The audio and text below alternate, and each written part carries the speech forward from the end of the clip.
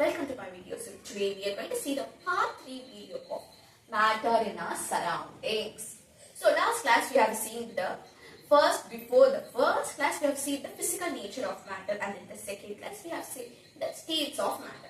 So in this class we are going to see a combination of what is matter and the changes of matter, and also volume, density, temperature, conversions. There are so much to tell you today. So let's get into the video without any further delays. So let's get started. Volume. What did you know about volume? Actually, volume is the space occupied by a substance. It is called as volume. And SI unit is nothing but liters. I know you all know about volume. So let me move on to the next one. Density. Density is nothing but mass per unit volume, which means mass by volume is equal to density. Is called as density, which means mass per unit volume of a substance is called as density. It is the definition for density, and the unit for density is nothing but kg per meter cube or gram per meter cube. So let's move on to the temperature.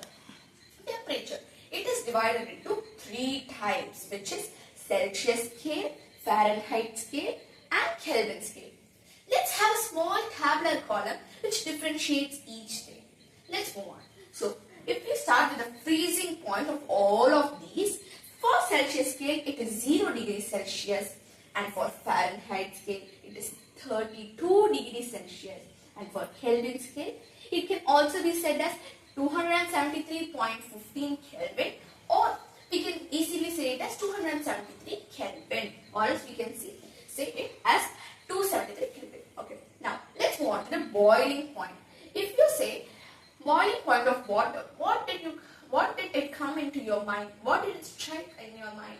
It must be 100 degrees Celsius, which means the Celsius scale's boiling point is nothing but 100 degrees Celsius. The boiling point of water is also 100 degrees Celsius.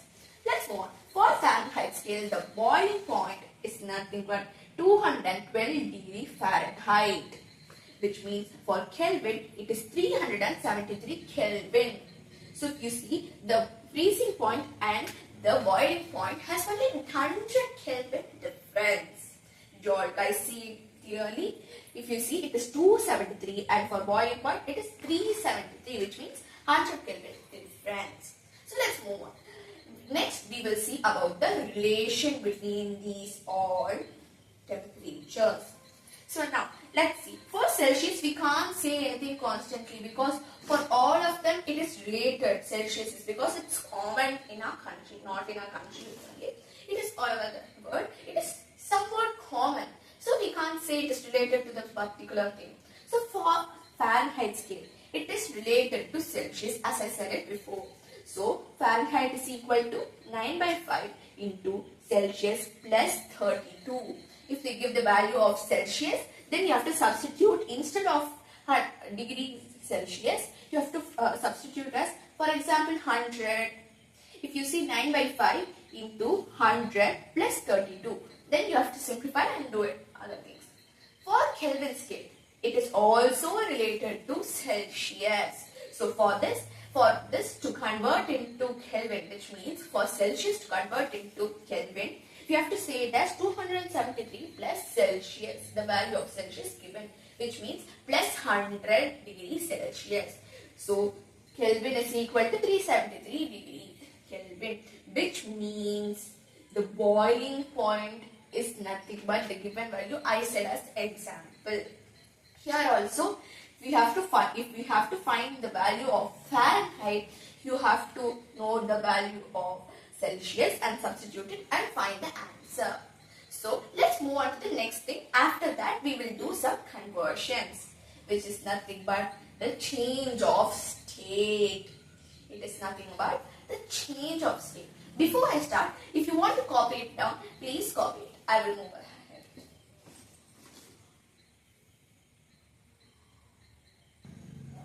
Next thing, we are going to see the change of state, which means from solid to liquid, liquid to gas, and gas to solid. The cycle of states, the change of states. Let's get started. So, what do you think solid to liquid solid to liquid change is nothing but melting. For example, if you take an ice cube and leave it in the sun for few minutes, it becomes water. You see, it becomes water. And from liquid to gas, how does it become liquid to gas? It is due to condensation. Okay, so from liquid gas, the process is called as condensation. You have already studied in your lower classes for rain cycle. Do you know it? I hope you all would have remembered it. It is condensation. The process of liquid to gas is condensation. And from gas to solid, what is the process? It is nothing but deposition, or it is also called as desublimation. In your 8th grade itself, you would have learnt about sublimation and deposition. The process of gas to solid is nothing but deposition or desublimation. Okay, let's continue the cycle by a reverse order. So from solid to gas, it is nothing but sublimation. I hope this whole change of state you would have learned in your lower classes. I hope it will, because from solid to gas, it is sublimation, through the process of sublimation.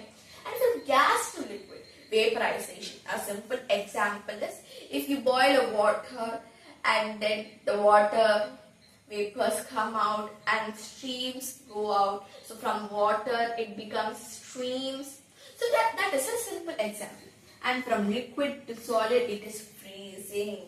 If you freeze water in the fridge, it becomes ice cubes, which is nothing but solids. Okay guys, so let's move on to the next topic. Before that, if you want to copy this, please copy it. Now let's do conversions of Kelvin to Celsius and Celsius to Kelvin. So let's get started.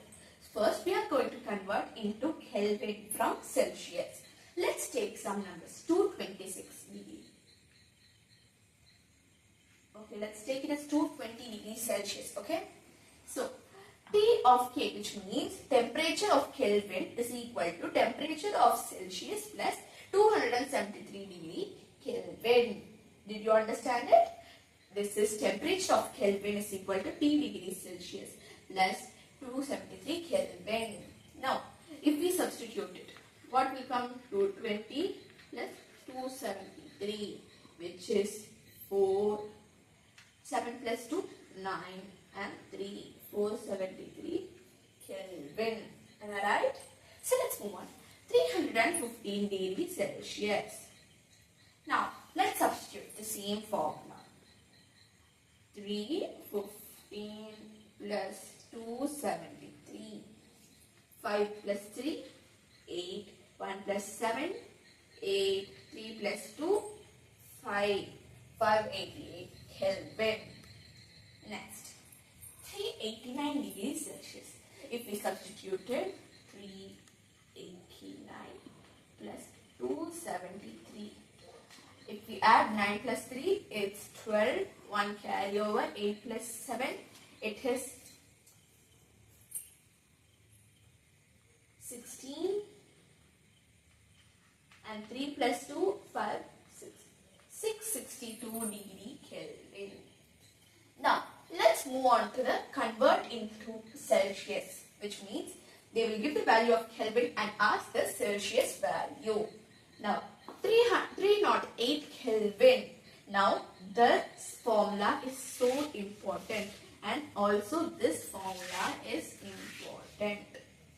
T of K is equal to T degree plus 273 Kelvin.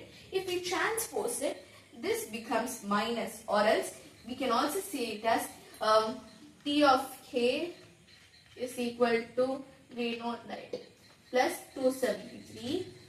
Now, T of K, this comes this side, minus 273 Kelvin is equal to T degree Celsius. This is what is here. That is how we get it from transpose. Okay.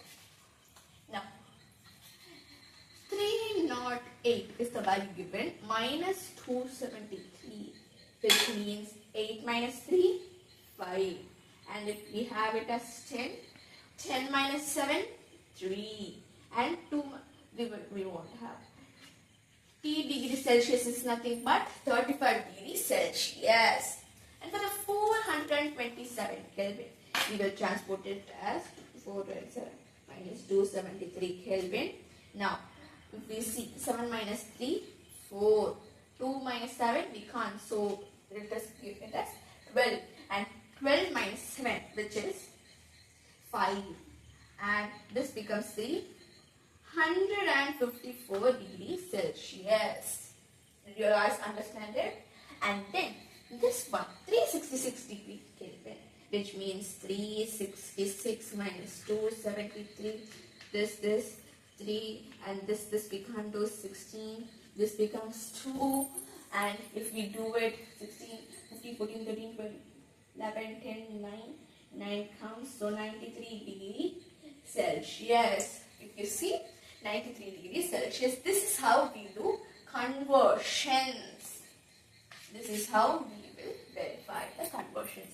So the main formulas here are T of K is equal to T degrees C plus 273 Kelvin, and here it is T degree C is equal to T of K minus 273 Kelvin. So if you want, copy it quickly because it is your in-text question. Please copy it quickly if you want.